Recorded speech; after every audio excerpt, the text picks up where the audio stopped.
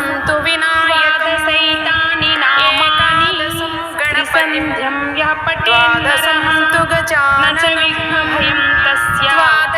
सर्वसिद्धिकरं परं त्रिसन्ध्यं यः पठेद् नरः